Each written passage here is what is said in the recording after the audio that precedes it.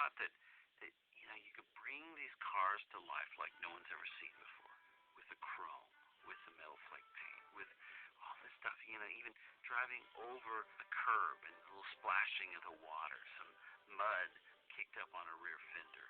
It's the kind of details we see on the road every day. But now it's alive.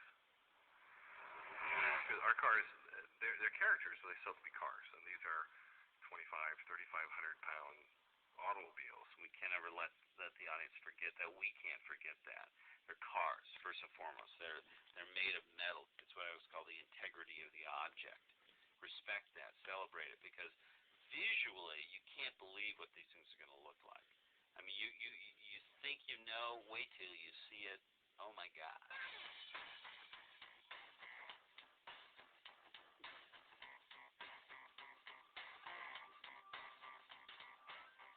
There's not so much artistic decision like what should we do here, what should we do there. They're all artistic decisions, but when it comes to something like not a little detail like tire treads, you kind of have to do the research.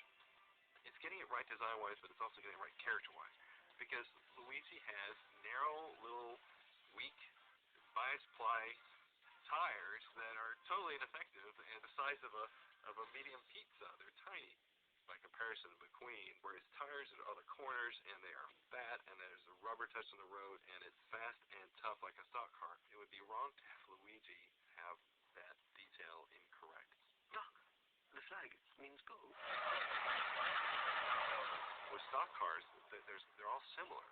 So we wanted to break out and make McQueen look a little more dynamic and interesting, yet still fit in there. So we've got old stock cars from the 70s, the Superbird, and 80s, as well as the modern ones, and then McQueen, which we kind of arrived at this shape. We also had in mind those shots of the trailer where the highlights are just rolling across the character. And then we worked a little backwards and in the other cars tried to get forms similar to McQueen, so he didn't look so alienated from the rest. In terms of getting these charming characters, we just started drawing them. And then as we went through, we were learning proportion, balance, how they relate to each other. And I always looked up to one guy, Dave Deal, who was one of my heroes, and he's a car illustrator designer, cartoonist really. And in the process of this, we got to call him up and have him come up here. And I just love the way he draws cars. He drew them as characters, and they had such personality, and they're almost animated. They had great stance and design and angles, and there's a lot of people who could draw the car physically, but he gave it character and power. It's kind of a dream come true working on this project in that way. So in terms of just charming cars, I think it's more just getting the car right and then bringing some warmth to it in terms of eyes and mouth and expression. Modeling is basically taking the drawings that an art director has done and creating the geometry that later gets animated in the film, actually flushing it out in 3D on the computer.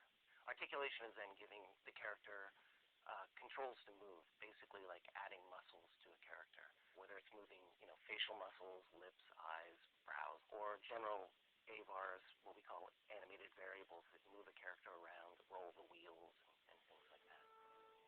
On cars, we have a whole world of characters, not only cars that are around today, but cars that are old, and not only cars that are old now, but cars that are old the way they were then. And we had to have shaders and surfaces that would reflect that time change. Textures are beyond the color, sort of what lays into that color to create the surface on a character. Scratches, pitting, denting, rusting. To me, the most challenging texture going into this film and coming out of this film is chrome. Chrome is so reflective that it's really not so much the surface itself, but it's what it's reflecting in the world around it. So we knew it going in that we had to make some real technical strides to get that chrome to look real. If these things rolled in and they're cartoony, silly, plastic things, it would betray the essence of the story. It's all about truth and the honesty of this place. Hook 'em up, Mater. Okie dokie.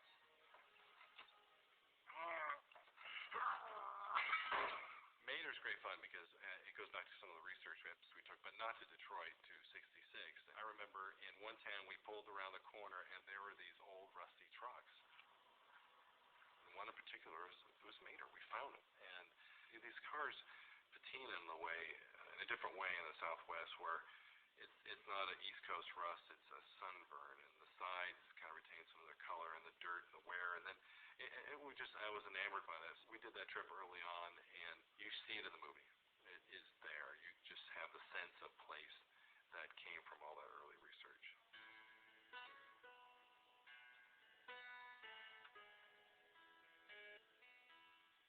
At Pixar, it's really important for all our films to work for everybody.